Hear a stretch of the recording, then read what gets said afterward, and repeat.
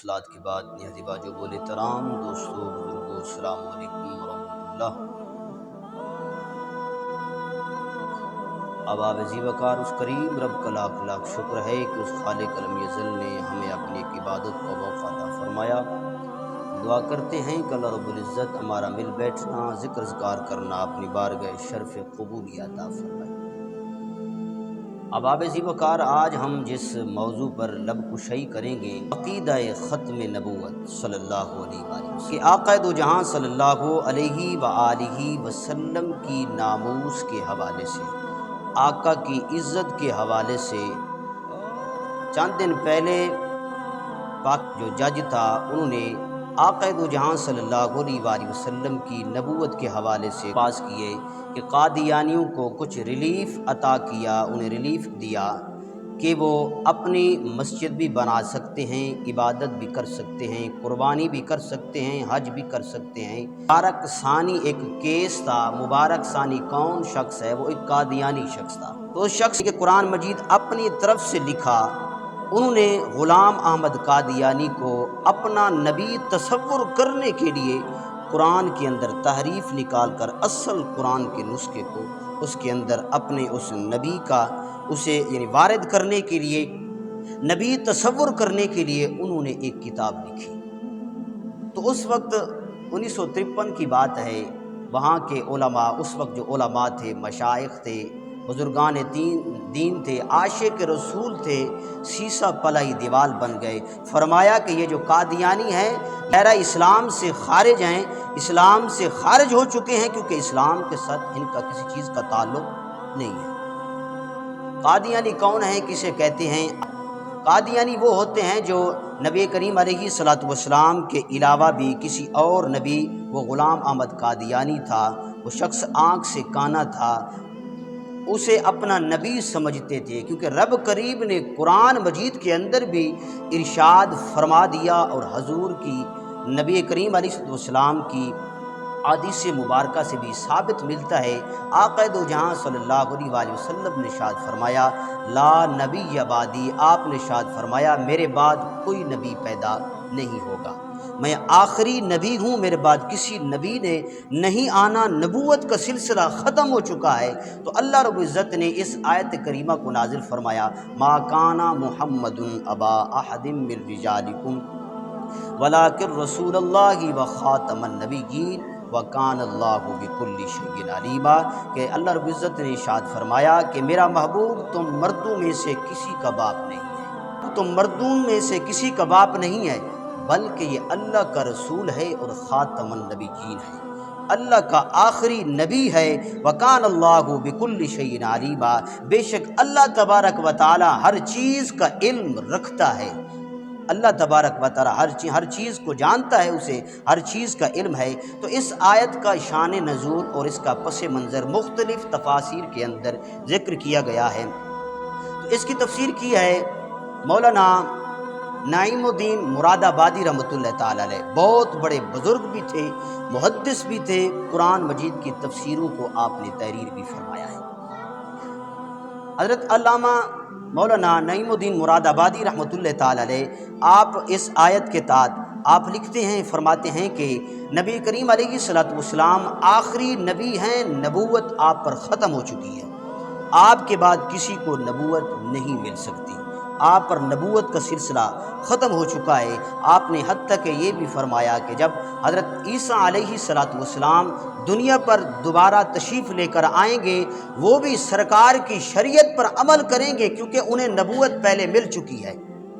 لیکن بعد میں جب دنیا پر تشریف لے کر آئیں گے تو وہ آقا دو جہاں صلی اللہ علیہ وآلہ وسلم کی نبوت جو آپ کو رب کریم نے عطا فرمائی ہے، آپ کی شریعت پر عمل کریں گے، اسی کا حکم دیں گے اور اسی کی تبلیغ کریں گے، عیسائیت کی تبلیغ آپ نہیں کریں گے۔ تو حضرت عیسیٰ علیہ السلام یعنی کہ آپ کا کعبہ بھی نبی کریم علیہ السلام کا کعبہ معظمہ بیت اللہ ہے، اس کی طرف منہ مبارک کر کے آپ نماز ادا فرمایا کرتے تھے۔ تو اسی طرح حضرت عیسیٰ علیہ السلام بھی کعبہ معظمہ کی طرف چہرہ انور کر کے نماز ادا کریں گے، اور حضرت عیسیٰ علیہ السلام اپنی شریعت پر حکم نہیں دیں گے، تبلیغ نہیں کریں گے تو مصطفیٰ کریم کی شریعت پر عمل کریں گے اور اس کا حکم دیں گے۔ تو اس آیت کی تفسیر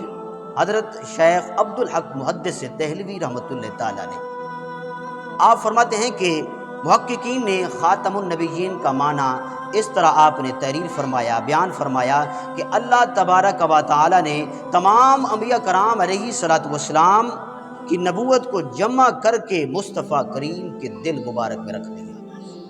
شیخ عبدالحق محدث دہلوی رحمۃ اللہ تعالی علیہ آپ فرماتے ہیں کہ تمام انبیاء کرام کی نبوت کو رب کریم نے جمع کر کے مصطفیٰ کریم کے سینہ مبارک دل مبارک کے اندر رکھ دیا، تو حضور صلی اللہ علیہ وآلہ وسلم کے دل کو اس نبوت کے لیے اصل قرار دے دیا کہ تمام نبوت کا مجمع ہے، منبع ہے، اصل قرار دے دیا، اور نبوت کو دل میں رکھنے کے بعد مہر لگا دی کہ تاکہ کسی دشمن کو نبوت کی چوری کرنے کی فرصت نہ ملے۔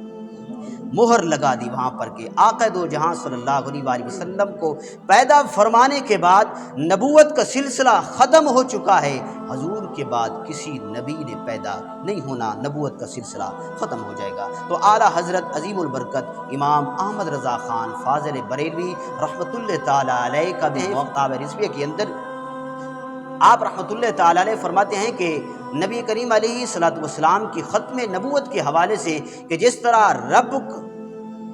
آپ نے فرمایا کہ جیسے اللہ تبارک و تعالیٰ کی ذات بھی سچی ہے اور اس کا کلام بھی سچا ہے، اور وہ وحدہ لا شریک ہے، لا الہ الا اللہ پڑھنا ہر مسلمان پر فرض ہوتا ہے، اس ایک ہے اور وحدہ لا شریک ہے، ہم مانتے ہیں لا الہ الا اللہ، یعنی اس کو پڑھنے کے علاوہ بندے کا گزارا نہیں ہوتا، ایمان کے اندر داخل نہیں ہو سکتا۔ اس قدر مصطفیٰ کریم کو خاتم النبیین نہیں مانتا، وہ بھی ایمان کے اندر داخل نہیں ہو سکتا۔ آپ نے فرمایا کہ سرکار بھی اسی طرح خاتم النبیین ہیں، آپ کا جو سلسلہ نبوت ہے رب کریم نے آپ کے اوپر ختم کر دیا، اسے یعنی نبوت کے سلسلے کو ختم کر دیا۔ آپ نے فرمایا کہ میرے بعد نبوت کا سلسلہ ختم ہو چکا ہے، صرف میرے بعد خلفاء ہی آئیں گے، نبی نہیں آئیں گے۔ فرمایا کہ کچھ آپ نے کسی ایک خلیفہ کی اقتدا کرنی ہے، اس کے ہاتھ پر بیعت کرنی ہے اور ادھر ادھر کی باتیں نہیں سننی۔ کچھ خلفاء ایسے بھی ہوں گے جو برے بھی ہوں گے، اچھے بھی ہوں گے، لیکن آپ نے سچ کا ساتھ دینا ہے۔ اگر کسی نے حضور صلی اللہ علیہ وآلہ وسلم کی نبوت پر ڈاکہ ڈالا ہے تو آپ نے فرمایا کہ رب کریم اس سے خود پوچھ لے گا، رب کریم اس کا خود حساب کرے گا۔ جو آقا دو جہاں صلی اللہ علیہ وآلہ وسلم کی نبوت کے حوالے سے اس طرح کی بات کرتا ہے تو حضرت ابو ہریرہ رضی اللہ تعالیٰ عنہ حدیث پاک کے راوی ہیں، آپ فرماتے ہیں کہ امام بخاری بھی اس حدیث پاک کو نقل فرماتے ہیں اور امام مسلم بھی اس حدیث پاک کو نقل فرماتے ہیں۔ دیگر اور کتب کے اندر یہ حدیث مبارکہ ذکر کی گئی ہے کہ حضرت ابو ہریرہ رضی اللہ تعالیٰ عنہ فرماتے ہیں کہ نبی کریم علیہ السلام نے ارشاد فرمایا کہ میری مثال ایسے ہے کہ مجھ سے پہلے انبیاء کی مثال کی کسی شخص نے ایک حسین و جمیل کمرہ بنایا، بڑا خوبصورت یعنی کمرہ بنایا، لوگ اسے دیکھنے کے لیے آئے، جب وہ ایک جگہ خالی تھی، اس کے اندر اینٹ نہیں رکھی ہوئی تھی، کوئی ایک سوراخ تھا، تو لوگ ایک کونے کے اندر اینٹ نہیں ہے، اس کا کیا مطلب ہے؟ حدیث پاک کا مطلب یہ ہے کہ سرکار نے فرمایا وہ اینٹ میں ہوں، میرے آنے کے بعد نبوت کا سلسلہ ختم ہو چکا ہے، میں نے اس سوراخ کو بند کر دیا۔ اور آقا دو جہاں صلی اللہ علیہ وسلم نے فرمایا کہ لا نبی بعدی، میرے بعد کوئی نبی نہیں آئے گا، صرف میں آخری نبی ہوں، نبوت کا سلسلہ مجھ پر ختم ہو چکا ہے۔ حضرت ابو ہریرہ رضی اللہ تعالیٰ عنہ دیگر اور حدیث پاک کے اندر تاریخ دمشق، یہ بہت بڑی ایک محدث نے کتابیں لکھی ہیں، یہ تقریباً کوئی 80 سے زائد جلدوں کے اندر ہے، یہ 7ویں جلد ہے اور اس کا صفحہ نمبر ہے 319 کے اوپر یہ حدیث مبارکہ نقل کی گئی ہے کہ نبی کریم علیہ السلام نے ارشاد فرمایا جب حضرت آدم علیہ السلام کو اللہ تبارک و تعالیٰ نے اتارا زمین پر، آپ نے فرمایا کہ ہند کا مقام تھا، وہ ایک جگہ کا نام تھا، وہاں پر حضرت آدم علیہ السلام کو اتارا تو حضرت آدم علیہ السلام گھبرانے لگے، آپ نے گھبراہٹ محسوس کی تو حضرت جبرائیل علیہ السلام نازل ہوئے، تو حضرت جبرائیل علیہ السلام نے اذان کہی اور آپ نے 2 مرتبہ اشہد ان محمد رسول اللہ کا ذکر کیا، نام لیا، نام لینے کے بعد حضرت آدم علیہ السلام نے آپ نے پوچھا کہ اے جبرائیل یہ کون محمد ہے جس کا آپ اذان کے اندر نام لے رہے ہیں؟ تو حضرت جبرائیل علیہ السلام نے فرمایا یہ آپ کی اولاد میں سے رب کریم پیدا کرے گا اور رب کریم اسے نازل فرمائے گا، پیدا فرمائے گا، وہ آخری نبی ہوگا، خاتم النبیین ہوگا۔ حضور نے فرمایا کہ لا نبی بعدی، میرے بعد کوئی نبی نہیں آئے گا، نبوت کا سلسلہ ختم ہو چکا ہے۔ تو اللہ رب العزت نے قرآن مجید کی جو آیت کریمہ میں نے خطبے کے اندر پڑھی، اس کا شان نزول اور اس کا پس منظر اس قدر ہے کہ حضرت زید بن حارثہ رضی اللہ تعالیٰ عنہ صحابی رسول ہیں، چھوٹی عمر تھی، غلامانہ زندگی گزارتے ہوئے بکتے ہوئے سرکار کی بارگاہ میں پہنچے، فروخت ہوتے ہوئے آقا کی بارگاہ کے اندر پہنچے۔ تو سرکار دو عالم صلی اللہ علیہ وسلم کی بارگاہ کے اندر پہنچنے کے بعد جب آپ کے والد محترم کو پتہ چلا کہ میرا بیٹا محمد رسول اللہ صلی اللہ علیہ وسلم کی بارگاہ کے اندر پہنچ چکا ہے، تو آپ کا باپ بھی آیا لینے کے لیے، آپ کا ماموں بھی آیا اور آپ کے چاچے بھی ہے، رشتہ دار بھی ہے، آپ کو لینے کے لیے سرکار کی بارگاہ کے اندر۔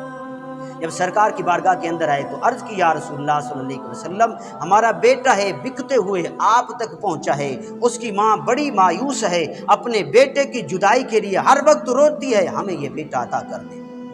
ہم آپ کو دینار بھی دیتے ہیں، سب کچھ دیتے ہیں، لیکن سرکار نے فرمایا میں دینار نہیں لیتا، آپ زید سے پوچھ لیں، اگر جانا چاہتے ہیں تو اسے لے جائیں۔ حضرت زید بن حارثہ رضی اللہ تعالیٰ عنہ کو آقا دو جہاں صلی اللہ علیہ وسلم نے بلایا، بلوانے کے بعد سرکار نے فرمایا کہ اے زید انہیں جانتے ہو، یہ کون ہے؟ حضرت زید بن حارثہ کہنے لگے یا رسول اللہ میں انہیں جانتا ہوں، یہ میرا باپ ہے، چاچا ہے، ماموں ہے، رشتہ دار ہیں، میں ہر کسی کو جانتا ہوں۔ تو آقا دو جہاں صلی اللہ علیہ وسلم نے ارشاد فرمایا ہاں ان کے ساتھ جانا چاہتے ہو یا نہیں جانا چاہتے؟ تو حضرت زید بن حارثہ رضی اللہ تعالیٰ عنہ کی آنکھوں میں سے آنسو آ گئے، فرمایا کہ میں جانتا ہوں یہ میرے والد ہے، ماموں ہے، رشتہ دار ہیں، ان کو تو چھوڑ سکتا ہوں لیکن دامن مصطفیٰ نہیں چھوڑ سکتا، میں آپ کی غلامی کے اندر آ چکا ہوں، بس آپ کی غلامی اختیار کرنا چاہتا ہوں، والدین چھوٹتا ہے تو چھوٹ جائے، رشتہ دار چھوٹتے ہیں تو چھوٹ جائیں لیکن دامن مصطفیٰ نہ چھوٹے۔ ہم فرمایا کہ ہم آپ کی بارگاہ کے اندر رہنا چاہتے ہیں، آپ کے قدموں میں رہنا چاہتے ہیں۔ تو سرکار دو عالم صلی اللہ علیہ وسلم کے قدموں کے اندر آپ کے والدین، رشتہ دار جو بھی تھے، سرکار کے قدموں میں بیٹھ گئے، اسلام قبول کیا، اسلام کے اندر داخل ہو گئے۔ تو آقا دو جہاں صلی اللہ علیہ وسلم نے حضرت زید بن حارثہ کو اپنا منہ بولا بیٹا بنا لیا تھا، متبنہ بیٹا بنا لیا تھا۔ ابن اور متبنہ کے اندر فرق ہوتا ہے، جو ابن ہوتا ہے وہ حقیقی بیٹا ہوتا ہے، جو متبنہ ہوتا ہے منہ بولا بیٹا ہوتا ہے، کسی سے لے کر بندہ پالتا ہے، وہ منہ بولا بیٹا اس کو قرار دیا جاتا ہے، ذکر کیا جاتا ہے۔ تو اسے بنا لیا تو نبی کریم علیہ السلام نے اپنی پھوپھی کی بیٹی حضرت زینب رضی اللہ تعالیٰ عنہا کا ان کے ساتھ نکاح کر دیا۔ کوئی معاملہ ہوا ازدواجی زندگی کے اندر، یعنی کہ وہ نبھا نہ سکے تو حضرت زید بن حارثہ نے انہیں طلاق دے دیا، تو سرکار دو عالم صلی اللہ علیہ وسلم نے اس کے ساتھ اپنی پھوپھی کی بیٹی کے ساتھ نکاح فرما دیا۔ جب آپ نے نکاح فرمایا تو مشرکین نے کہا کہ نبی کریم علیہ السلام نے اپنی بہو کے ساتھ نکاح کر لیا، تو رب کریم نے اس آیت کریمہ کو نازل فرما دیا کہ محبوب آپ انہیں بتا دیں ما کان محمد ابا احد من رجالکم ولکن رسول اللہ وخاتم النبیین، کہ محبوب آپ مردوں میں سے کسی کے باپ نہیں ہیں، آپ اللہ کے رسول ہیں اور آخری نبی ہیں۔ تو آقا دو جہاں صلی اللہ علیہ وسلم نے ارشاد فرمایا حضور کے اور بھی بیٹے تھے جو حقیقی بیٹے تھے، 4 بیٹے تھے سرکار دو عالم صلی اللہ علیہ وسلم کے، تو اللہ رب العزت نے انہیں بالغ ہونے سے پہلے انہیں موت عطا کر دی، موت دے دی تھی۔ یہ ایک راز تھا کہ آپ کے بعد نبی نہیں آنا، نبوت کا سلسلہ آپ پر ختم ہو چکا ہے۔ سب سے آخر کے اندر حضرت ابراہیم رضی اللہ تعالیٰ جو آپ کے بیٹے تھے ان کا وصال پر انوار ہوا۔ اے کہ مشرکین یہ نہ سوچیں اور یہ نہ کہیں کہ جو اگر رب کریم شدہ ہو جاتے، شادی کر لیتے، اور مشرکین یہ سوچتے کہ نبی کا بیٹا نبی ہی ہوتا، لیکن رب کریم نے اس کو کاٹ دیا، ختم کر دیا، ان کے اوپر موت کو طاری کر دیا۔ فرمایا کہ ہم نے نبوت کے سلسلے کو ختم کر دیا اور حضور نبی کریم علیہ السلام آخری نبی ہیں، نبوت کا سلسلہ آپ پر ختم ہو چکا ہے۔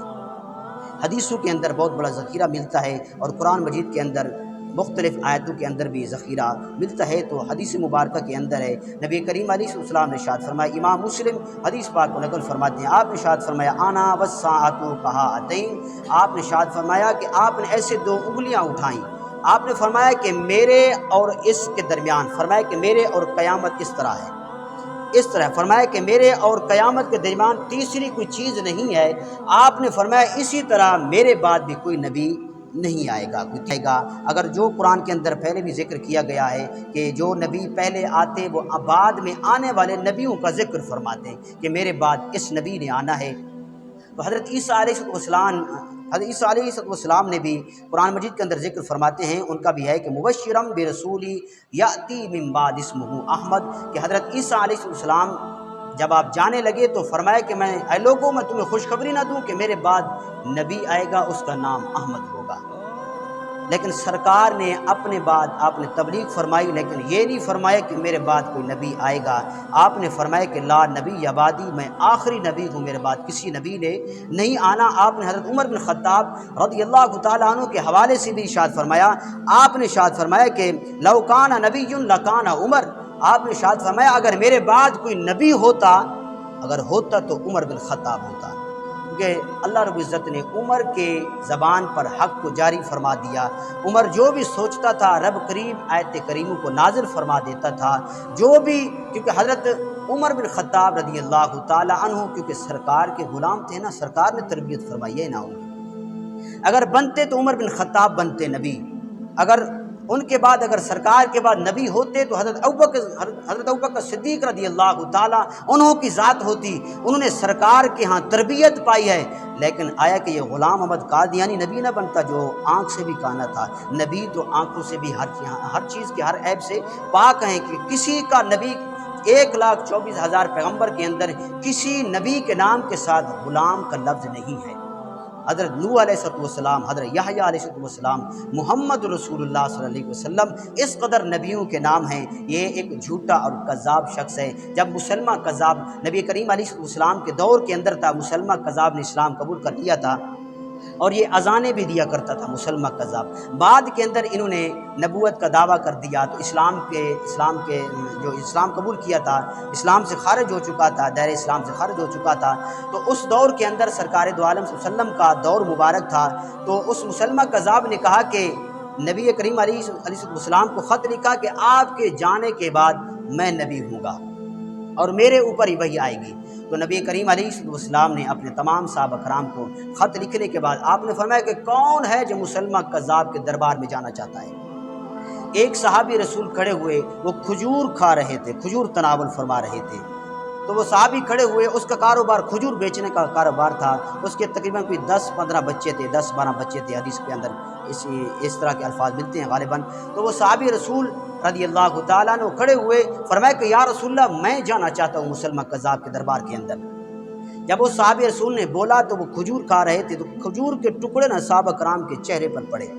تو صحابہ کرام نے عرض کی پہلے کھجور تو کھا لے بعد میں جواب دینا۔ اس کا عشق دیکھیے، مصطفیٰ کریم کا عشق دل کے اندر تھا۔ وہ صحابی کہنے لگا اگر میں اس طرح کی بات کہتا، اس طرح کھجور کھاتے کھاتے سرکار کسی اور کی ڈیوٹی نہ لگا دیتے، میں نے اسی لیے فوراً کہہ دیا کہ سرکار یا رسول اللہ صلی اللہ علیہ وسلم میں جانا چاہتا ہوں، اس لیے وہ کھجور کے ٹکڑے آپ کے چہروں پر گئے ہیں کہ میں اسے کھانے کے بعد اگر جواب دیتا تو سرکار کسی اور کی ڈیوٹی لگا دیتے۔ فرمایا کہ میں نے اسی لیے کہا، تو سرکار دو عالم صلی اللہ علیہ وآلہ وسلم نے انہیں نیزہ دیا، گھوڑا دیا، اور سرکار دو عالم وسلم نے فرمایا کہ ہاں جا سنبھل کے جانا۔ تو اس صحابی رسول نے فرمایا یا رسول اللہ محبوبہ فکر نہ کریں، آپ نے بھیجا ہے تو پھر ٹینشن کس بات کی ہے۔ اس صحابی رسول جب مسلمہ کذاب کے پاس پہنچتا ہے، نیزے کو اٹھا کے اس مسلمہ کذاب کے آگے گاڑ دیتا ہے، تو مسلمہ کذاب کہتا ہے، تو انہوں نے کہا کہ تو کون ہے؟ فرمایا کہ تجھے چہرے سے پتہ نہیں چلتا کہ ہم غلامان مصطفیٰ ہیں، حضور کے دیوانے ہیں ہم۔ اس مسلمہ کذاب نے کہا کہ ہاں کیا بات ہے، کس لیے آئے؟ فرمایا کہ جو تو نے دعویٰ کیا ہے نبوت کا، یہ اس کا جواب ہے۔ امام الانبیاء نبی کریم علیہ السلام نے وہ خط لکھ کر بھیجا ہے، کیونکہ پہلے بادشاہ ہوتے تھے اور وہ 7 وزیر مشیر رکھے ہوئے تھے، وہ اس خط کو پڑھا کرتے تھے۔ اس مشیر کو وزیر کو دیا گیا، جب اس نے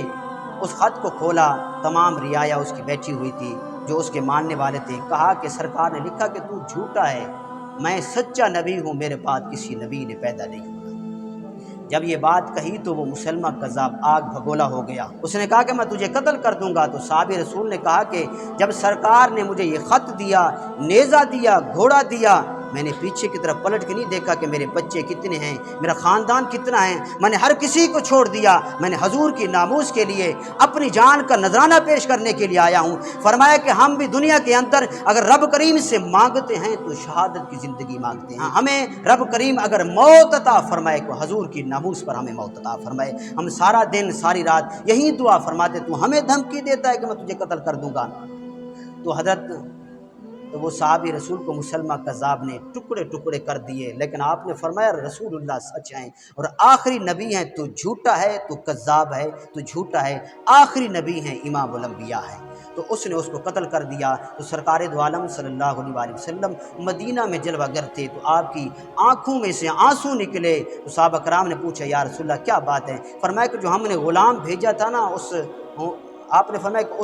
اس نے ہمارے غلام کو قتل کر دیا ہے، وہ شہید ہو چکا ہے ہماری ناموس کے لیے۔ صحابہ کرام کا تو جذبہ یہ تھا۔ شخص تھا وہ دعویٰ کرتا تھا کہ اگر میں حضور کے دور کے اندر ہوتا تو میں یہ کر دیتا، وہ کر دیتا، وہ کر دیتا۔ تو اللہ رب العزت نے خواب کے اندر انہیں دکھایا کہ آقا دو جہاں صلی اللہ علیہ وسلم آپ جلوہ گر ہیں، اور حضور کے جو صحابہ ہیں آپ کے ساتھ بھی جلوہ گر ہیں، اور ایک پہاڑ کی چوٹی پر ایک گاڑی ہے جو اوپر سے ہوتی ہوئی نیچے کی طرف آ رہی ہے۔ تو وہ شخص کہتا ہے کہ یا رسول اللہ صلی اللہ علیہ وسلم آپ ادھر تشریف لے آئیں، اوپر سے گاڑی آ رہی ہے۔ تو وہ شخص کہتا ہے کہ میں کسی پتھر کو اٹھانے کے لیے آیا کہ میں پتھر تلاش کروں اور اس گاڑی کے جو پہیے ہیں ان کے نیچے دوں، لیکن فرماتے ہیں وہ شخص کہتا ہے میں پتھر تلاش کرنے کے لیے گیا، جب میں واپس لوٹا کیا دیکھتا ہوں کہ صحابہ کرام نے گردنیں اس پائے کے اندر دے دی ہیں، اس گاڑی کے پہیے کے اندر صحابہ کرام نے گردنیں دے دی ہیں۔ وہ جو شخص کہتا تھا کہ میں حضور کے دور کے اندر ہوتا، میں یعنی کہ میں یہ کر دیتا، وہ کر دیتا، وہ بندہ جب اس منظر کو دیکھنے کے بعد کبھی زندگی کے اندر اس طرح کے الفاظ ادا نہیں کیے، اور وہ یہ کہتا تھا کہ حضور کے جو صحابہ ہیں حضور کی عزت پر مٹنے کے لیے خیال ہیں۔ مسلمان کے لیے ہے کہ حضور کی ناموس پر پہرا دینا ہر مسلمان پر فرض اور ضروری ہے۔ اگر جو حضور کی عزت پر پہرا نہیں دیتا وہ بندہ مسلمان نہیں ہے، اس کے دل کے اندر عشق مصطفیٰ نہیں ہے۔ جو حضور کو خاتم النبیین نہیں مانتا وہ تو انکار کرتا ہے، وہ تو کافر ہی مشرک ہی ہے، لیکن جو شک کرتا ہے، تھوڑا سا شک بھی حضور کی ختم نبوت کے حوالے سے شک کرتا ہے، وہ بھی در اسلام سے خارج ہو چکا ہوتا ہے۔ شک کرنا بھی دور کی بات ہے۔ اس لیے نبی کریم علیہ السلام کی ناموس پر ہم سب کو اللہ رب العزت یعنی پہرا دینے کی توفیق عطا فرمائے، آقا کی غلامی اختیار کرنے کی توفیق عطا فرمائے، اور ہمیں آقا دو جہاں صلی اللہ علیہ وسلم کی غلامی پر مر مٹنے کی بھی توفیق عطا فرمائے۔ یہ ہر مسلمان کا فرض ہے اور فریضہ ہے کہ حضور کی ناموس کے لیے ضرور پہرا دیں اور ضرور جائیں۔ ہو سکتا ہے ہم تو ویسے رب کریم اپنے محبوب کی عزت کا خود پہرہ دار ہے، خود اس کی حفاظت فرما رہا ہے۔ ہم اگر اپنی حفاظت کر رہے ہیں تو ہم اپنی قبر کی جو لاج ہے وہ رکھ رہے ہیں، کہ ہم اگر قبر کے اندر جائیں گے تو کچھ نہ کچھ ہمارے پاس اعمال ہونے چاہیے۔ اگر ہم سے سوال کیا گیا کہ آپ نے حضور کی یعنی کہ عزت پر حملے ہوتے رہے ہیں، تو نے کلمہ پڑھا تھا، تو نے سرکار کے لیے کیا کیا ہے، پھر ہم کیا جواب دیں گے؟ کہ ہر مومن مسلمان پر ضروری اور فرض ہوتا ہے کہ حضور کی ناموس پر مر مٹنے کا جذبہ رکھنا چاہیے۔ اور ایک